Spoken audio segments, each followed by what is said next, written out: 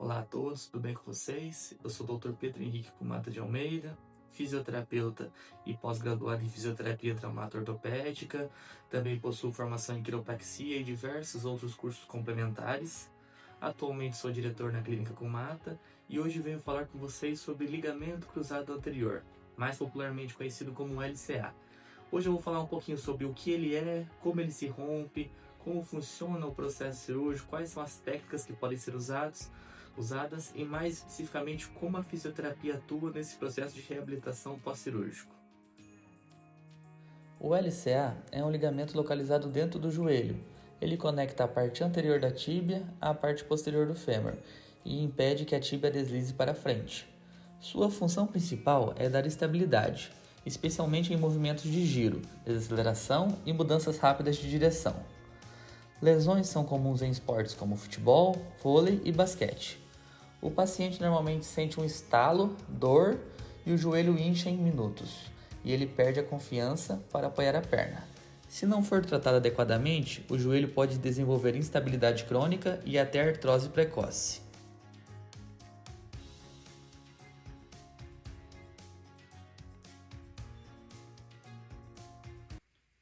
Bom, agora vamos falar sobre a parte cirúrgica da coisa, as intervenções cirúrgicas, como funciona, qual a indicação. Bom, a cirurgia de reconstrução do ligamento cruzado anterior, ela é uma das cirurgias mais comuns, principalmente em atletas e jovens.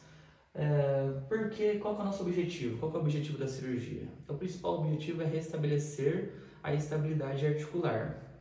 Segundo, qual o motivo da reconstrução e não de simplesmente fazermos uma sutura? Porque o ligamento cruzado anterior, diferente de outras estruturas do nosso corpo, ele tem um baixo aporte de sangue. Isso significa que se simplesmente for realizada uma sutura, ao invés de ser feita uma reconstrução com enxerto, ele não vai ter uma recuperação adequada. Quais são os tipos de enxerto utilizados? Nós vamos falar aqui sobre, primeiramente, o tendão patelar. O tendão patelar, ele é uma cirurgia muito utilizada em atletas. Ela é uma cirurgia que gera uma boa fixação. Essa cirurgia funciona com a retirada de um pequeno bloco ósseo da patela e da tíbia.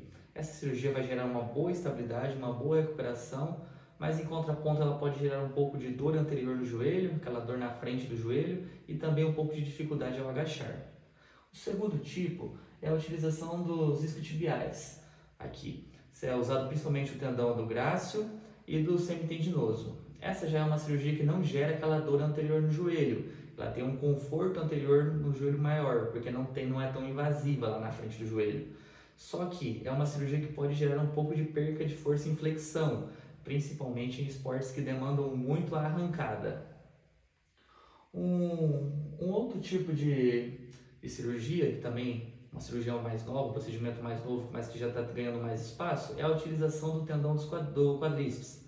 Essa é uma cirurgia geralmente utilizada em pacientes que já são uma recidiva, já tiveram outro caso de rompimento anteriormente, ou também para pacientes que têm por algum motivo contraindicação para os outros métodos cirúrgicos. Essa é uma cirurgia que tem um bom equilíbrio entre o ganho de força e o conforto pós-operatório. Agora, sobre a técnica cirúrgica. As cirurgias hoje em dia são realizadas geralmente por artroscopia. São feitas pequenas incisões do joelho, por onde são colocadas microcâmeras e instrumentos específicos, por onde o médico consegue visualizar totalmente a articulação e faz realizar os túneis que são necessários para a realização da cirurgia. Isso garante uma cirurgia com pós-operatório mais interessante, com menos dor, por ser uma cirurgia minimamente invasiva, né? Ele consegue colocar esse enxerto com uma precisão milimétrica. Agora, essa parte é mais importante para nós fisioterapeutas e para os meus pacientes aqui da clínica, né? O sucesso depende da reabilitação fisioterapêutica. O que isso quer dizer? Por que é importante o fisioterapeuta conhecer o método cirúrgico, conhecer o enxerto, se não é ele que vai realizar a cirurgia? Porque a personalização do protocolo de reabilitação pós-cirúrgica do ligamento cruzado anterior depende intimamente de qual foi o enxerto utilizado. Dependendo do enxerto utilizado, ele vai poder realizar um tipo de exercício ou não. E também temos que levar em consideração o próprio paciente, as particularidades dele, a força muscular, a idade, as aptidões, tudo isso tem que ser incluído num plano individualizado de reabilitação. Bom, agora nós vamos falar sobre as fases da reabilitação. Só um pouquinho, não vou me estender muito, mas só sobre o que é esperado, né?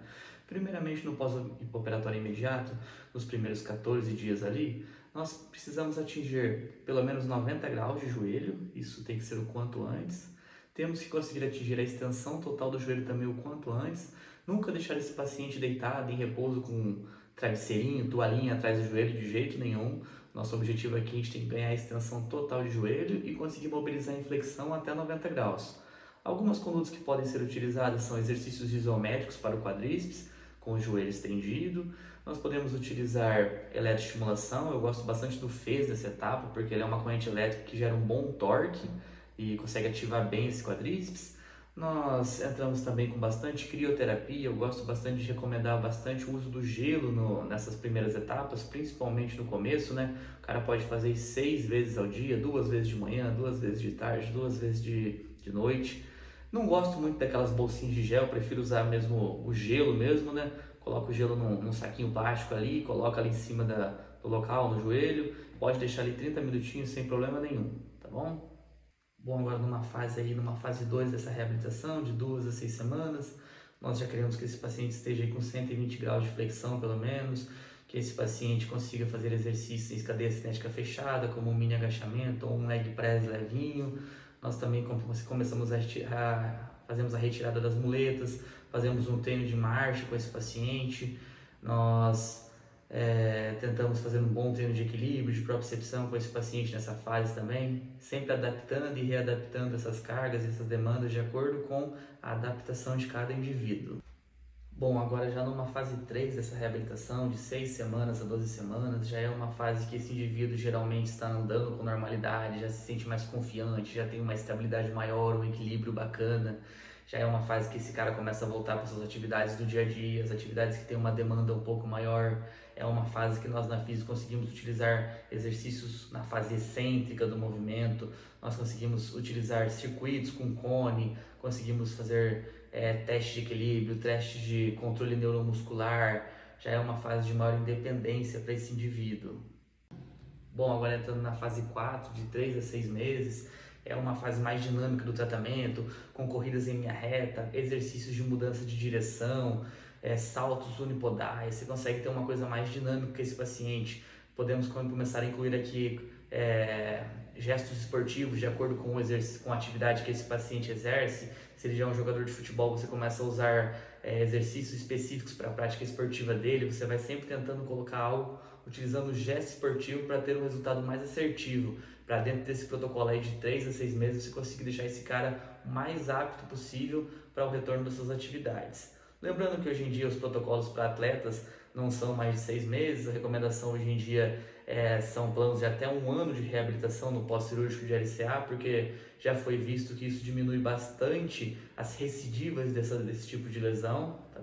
Bom, em um vídeo anterior eu citei alguns mitos e verdades, e algumas pessoas relataram que acharam interessante, que foi esclarecedor, tirou algumas dúvidas, esclareceu muita coisa. Então eu vou usar isso aqui também nesse vídeo.